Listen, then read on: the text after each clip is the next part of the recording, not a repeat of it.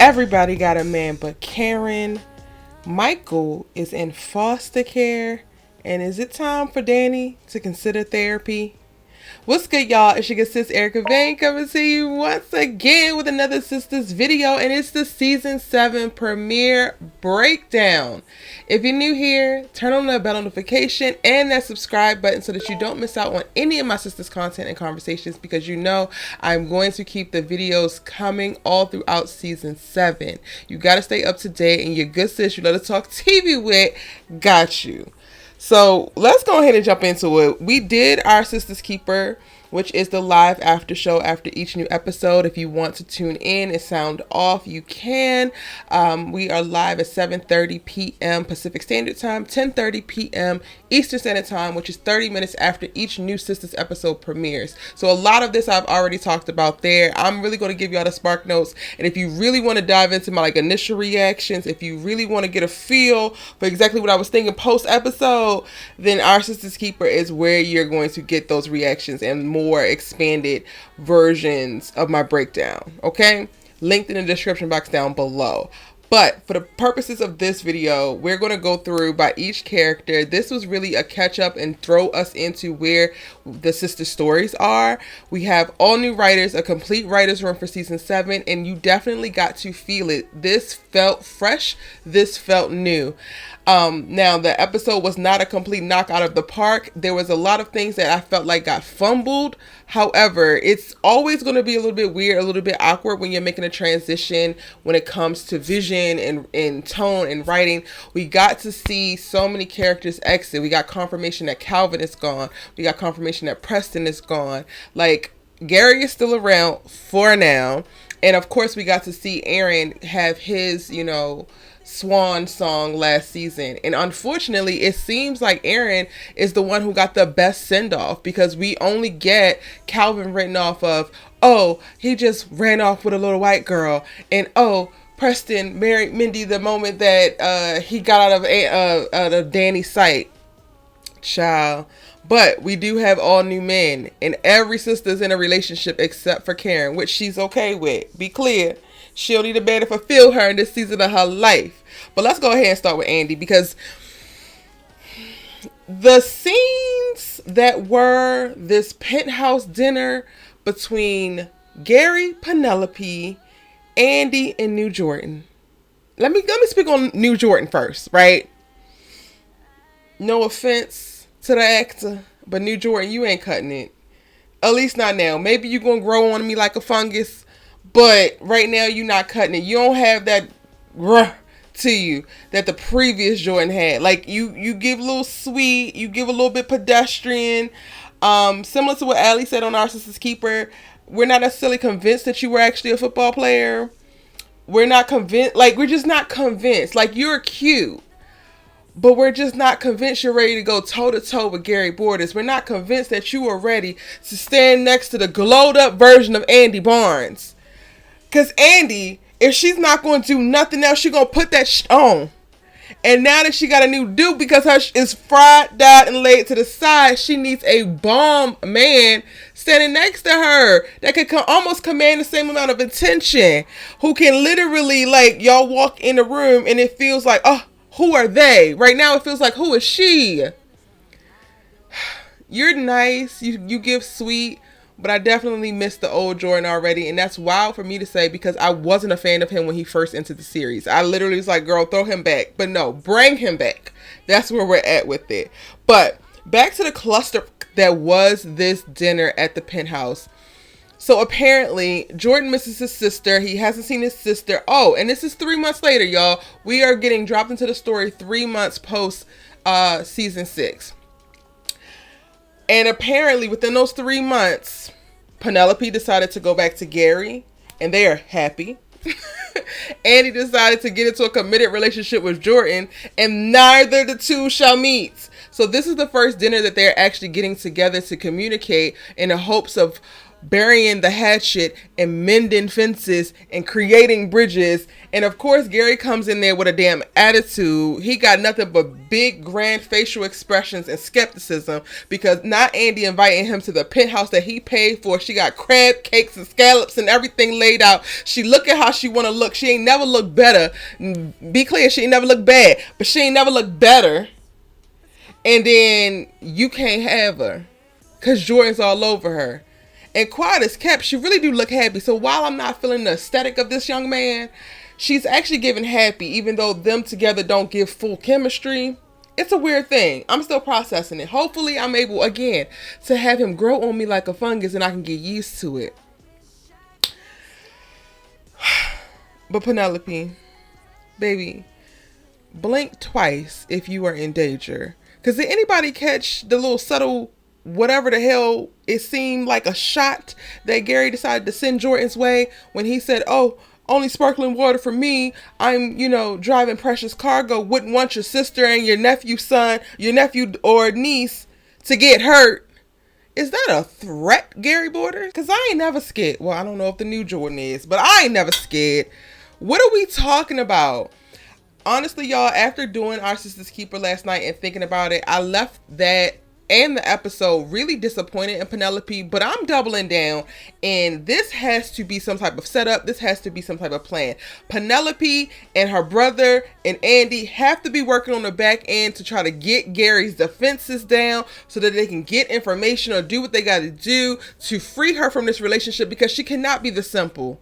She cannot be this gullible. She cannot be this complete and utter doormat that Gary made her out to be. And it was in the most nuanced and subtle ways, like the way that he hushed her, the way that he literally kept shooting looks and stares and glares at both Andi and Jordan. It seemed like you were very much so still into your ex that's standing across from me, and you don't give a damn about your fiance and also your future baby mama that's sitting right here. And when we talking about baby mamas, can I take a second? Because certain things that these characters just ain't gonna never live down. Gary, I am not convinced that you give a damn about what's in Penelope's belly, because we have yet to hear you speak about your 2 children by Jasmine, one of which is autistic. It seemed like Jasmine went to jail and then your kids disappeared. And then again, you also made a point of, they might get hurt. Well, I don't want them to get hurt. Yeah, you do. Y'all, this is the first time that I have ever started to have the thought process that Gary could possibly be psychotic.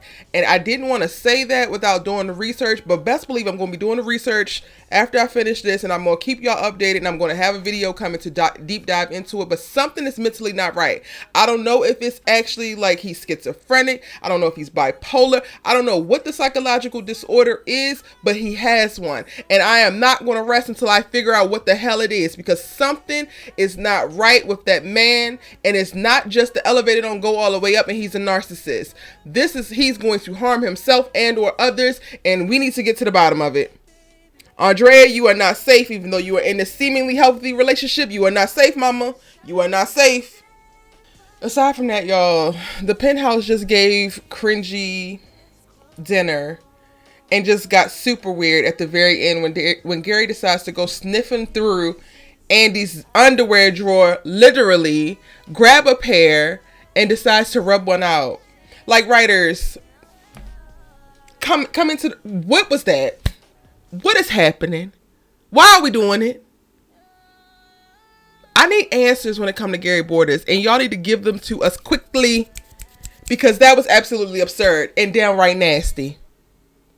Moving on, let's go to my good sis Kern, who's getting KFS together. I hate this name. I ain't even gonna hold you. Karen's Fresh Start. What kind of damn name is that for a salon? But you know what? You like it. I love it, girl. Do your thing. You glowing. You look amazing. And quiet as kept, I got the visual confirmation that there's twins in her belly, because how in the hell is your stomach bigger than Penelope's, and Penelope was 4 months ahead of you? Quickly, because it's twins in the belly. Aaron and ZAC's baby sitting in carrots. Woo.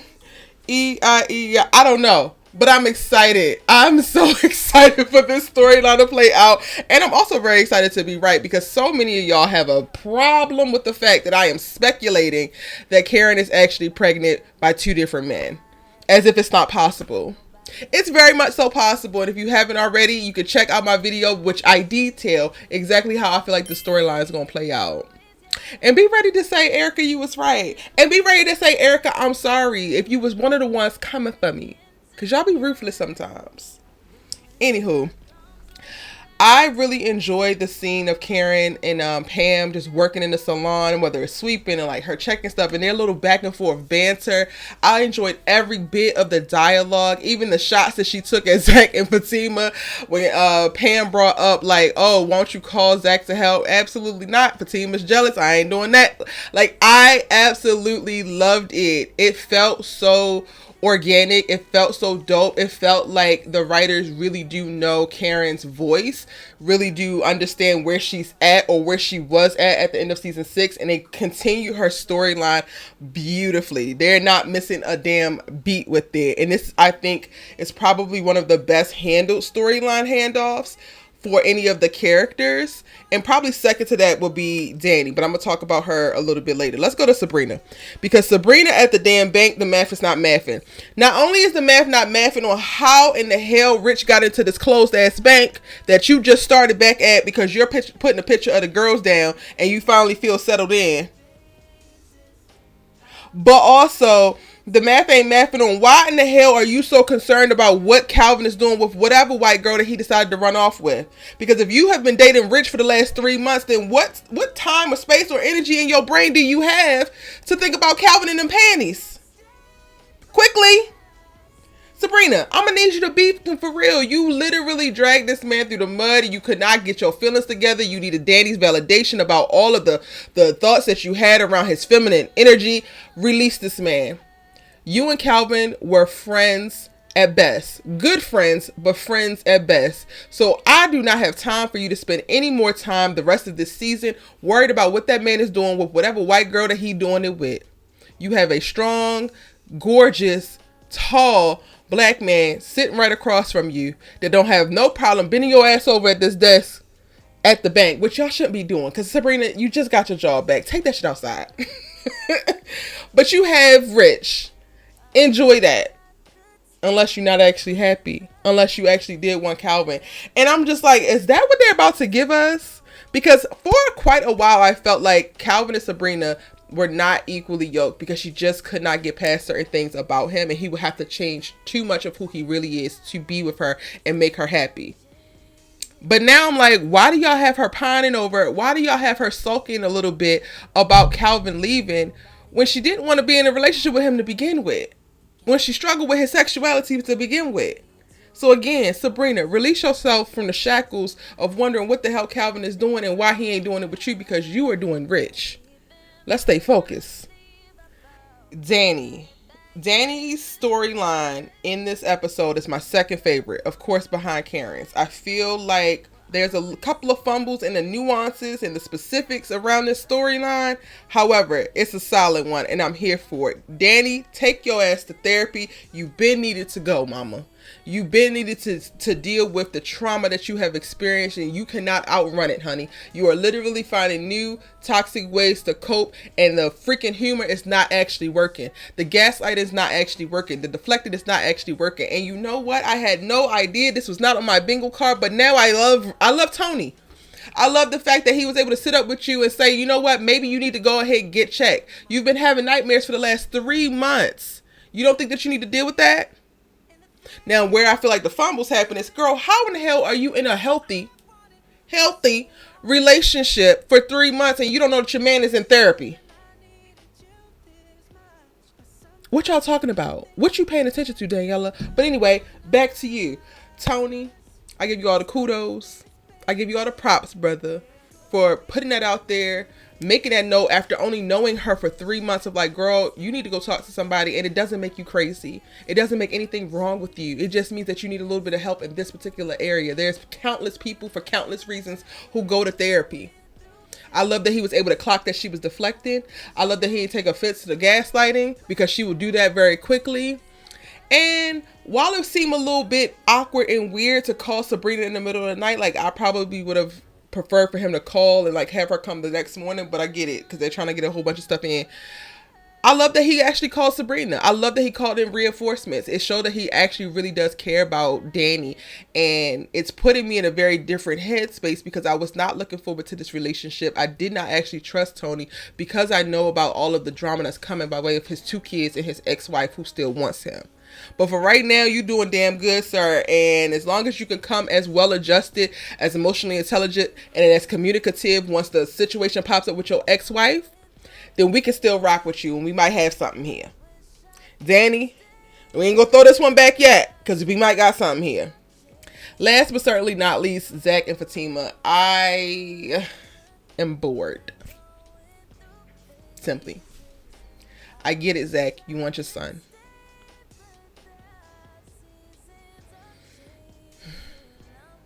I get it. But we need to see him say something else. We need to see him do something else. Their scene of Fatima just patting him up because he's just so anxious and there's nothing that he can actually physically do, but he feels like he needs to physically do something. Do something with that energy. And this, for me, I guess is like a criticism specifically for the writing and the story, because ZAC bought up all the toys and now Michael's room is full of toys. When the hell did Michael get a room? Why aren't we seeing the construction go down or ZAC building up a space in his home for Michael? Why aren't we seeing him actually buy the actual toys? Why aren't we seeing him read parenting books? Why aren't we seeing him look up schools? Why aren't we seeing him do all of the things that he would need to do to prepare a child to come into his home and come into his life, and for him to be the well-adjusted, healthy parent that he is saying that he is actually going to be, so that Michael doesn't have to worry about that trauma and abuse that he was experiencing at last home? No, Heather's not right for the things that she did, but ZAC, you don't make it no better simply because you experienced the same trauma that he experienced and you hope to do better. My biggest thing is ZAC, to me, feels very hyper fixated, and I get a certain level of fixation on wanting to go get your kid and protect your kid, but he has a hyper fixation that is tied to his specific trauma that he has still not worked through because he only been to therapy once himself. And when he went to therapy the one time, it was literally to get Fatima back and to get his lick back on his mama and his brother. ZAC still has so many things that he still needs to process. And if I gotta watch him have this surface level conversation all the time, oh, I just want my son, I just want my son, I'm over it. There's so much room for the character to run and play in the circumstance that he's in and trying to pursue custody that looks more like getting out there and building what he hopes the life will be with Michael once Michael is available to come in, or once he wins custody, than him just sitting on this couch or sitting in the car or standing up somewhere screaming, I want my son. Show us you want your son. Because you sit on the couch and Fatima saying woo woo woo is not it. And baby, like, y'all are wearing me thin with the Fatima is the ride or die. If I don't start to get to see something Fatima does for herself, because she desires it, because it resonates with her, because she believes in it, soon I'm going to completely check out. Everybody is so focused on what Fatima does for ZAC. And we have literally gone so many seasons at this point not watching ZAC reciprocate. Even to the point of in season 2 of Fatima watching him downplay her interests, like listening to jazz and philosophy, calling it whack. How much longer do Fatima have to sacrifice everything that she loves, everything that she used to desire, everything that she used to enjoy, just so that she could be 100% ready and available to jump in and put out any fire in ZAC's life? Part of a partnership and part of being in a healthy relationship is not you being a superhero to your partner. It's you being able to make sure that you take care of yourself in a way that you are able to show up for your partner when needed, but there's still some you for you. I am really now starting to take it personal that they don't feel like it's enough Fatima left for Fatima, because Fatima is only focused on ZAC. That's not fair. And I don't give a good goddamn how many of you Fatima-holics or super ZAC fans or male identified women don't get it, because I'm not going to stop saying it. In relationships specifically, black women have to have room for themselves. And it's our partner's job to make room because we have been socialized to focus and center everybody else but ourselves and our happiness. And enough is enough. Every time I see Fatima on screen, I want to root for what they're going through. I want to root for what's happening, but it's so one-sided. Their relationship is so one-sided that I cannot bring myself to just sit there and just enjoy Fatima when I don't get to know much of nothing about Fatima and what she desires. Meanwhile, this is the season that she's supposed to be ushered into the sister circle. This is the season that she's really supposed to assume main character energy on this show as well.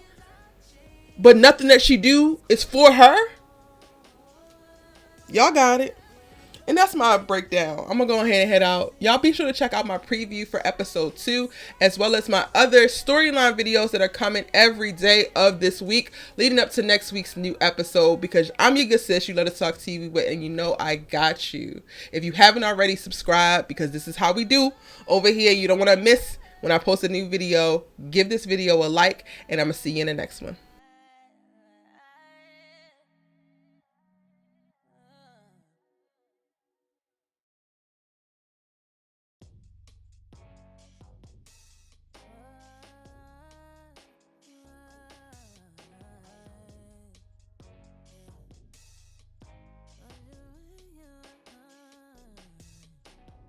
Going through phases.